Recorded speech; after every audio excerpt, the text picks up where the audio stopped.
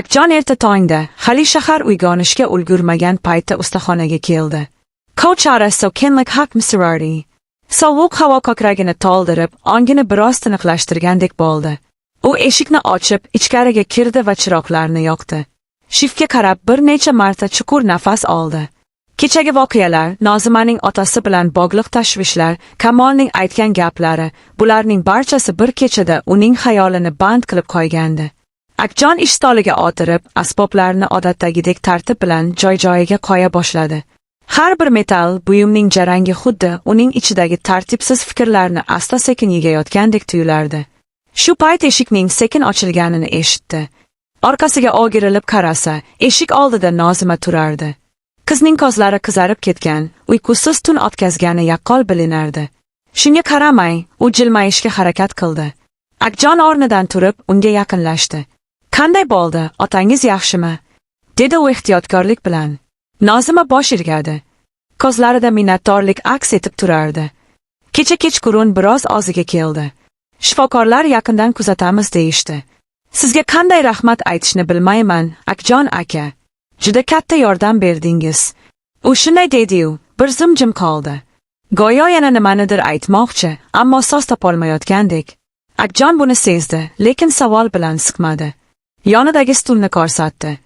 "O'tirib oling. Siz ham tun bo'yi bezovta bo'lgansiz."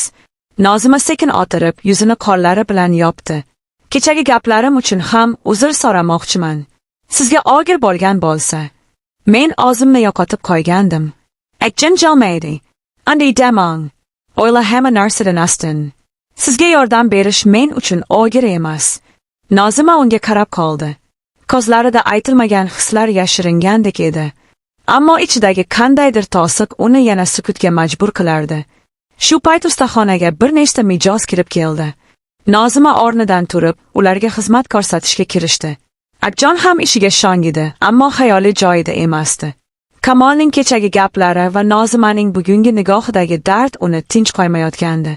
Vaqt sekin o'tayotgandek tuyuldi. Bir necha soatdan keyin ustaxonada yana tinchlik hukm surdi. Kechga yaqin Nozima ehtiyotsizlik bilan qo'lini biroz kuydirib oldi va yengil qichqirib yubordi.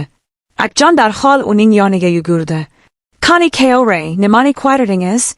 Nozima qo'lini tortmoqchi bo'ldi, lekin Akjon ehtiyot bilan ushlab qoldi. "O'zingizni ehtiyot qilishingiz kerak", dedi u biroz qo'ygandek. "Keling, sovga turamiz." Suv oqayotgan paytda Nozima past ovozda "Rahmat" dedi. Akjon uning qo'lini qo'yib yuborganda, qiz ayblov bilan emas, balki iliq nigoh bilan qaradi. "Akjon aka, kecha Kamol kelganida siz noqulay holatga tushdingiz. Mening aybim." "Yo'q", dedi Akjon boshini chayqab. "Har kimning tanlov qilishga haqqi bor." U shunday der ekan, yuragida nimadir uzilgandek bo'ldi. Shu payt eshik ochilib, Kamol kirib keldi. U ustaxonani ko'zdan kechirdi va to'g'ri Nozima tomon yurdi. "Bugun yaxshi ko'rinyapsan. Kechagi voqeani eshitdim. O'roning nekiga bordim, seni topolmadim." "Rahmat", dedi Nozima qisqa javob bilan. "Bugun kechqurun gaplashsak deb o'ylagandim", davom etdi Kamol. "Boki chalg'irsin." "Bugun imkonim yo'q", dedi Nozima qat'iy. Kamolning nigohi Akjonga ko'chdi. "Yoki boshqa rejang bormi?" Akjon vaziyatni yumshatishga harakat qildi. "Agar ishlari bo'lsa, majburlamang." Kamol sovuq jilmaydi. "Mayli, men qaraman." U chiqib ketdi. Ustaxonada yana jimlik. Nozimaning qo'llari titrayotganini Akjon payqadi. "Qo'rqmang, hammasi yaxshi bo'ladi", dedi u. Bu so'zlar qizni biroz tinchlantirgandek bo'ldi. Kechqurun ustaxonani yopib, birga chiqishdi. Sovuq shamol esardi. "Yo'ldan o'zaymiz tari. Akjon aka, sizga bir narsa aytmoqchiman. Men Kamol bilan munosabat qurmoqchi emasman. Bu haqda o'ylamang", dedi Akjon. "Sizning yo'lingiz o'zingizniki. Lekin men sizni hurmat qilaman. Sizning yoningizda o'zimni ishonchli his qilaman." Akjon yuragining tez urayotganini sezdi. Shu payt orqadan Kamolning ovozi eshitildi. Ularning holatini ko'rib, jahli chiqdi. Ammo Nozima qat'iy gapirdi. "Bu mening tanlovim." Kamol o'girlik bilan ketdi. Shu kundan boshlab hammasi o'zgardi.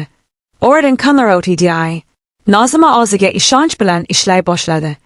Akjon esa ichida yangi, sokin, ammo chuqur his paydo bo'lganini anglab yetdi. Bu shoshqaloqlik emas edi. Bu asta-sekin ulgayayotgan, sinovlardan o'tayotgan mehr edi. Ular hali ko'p gaplarni aytmadi. Chunki ikkisining ham yuragi bir xil so'zni takrorlardi.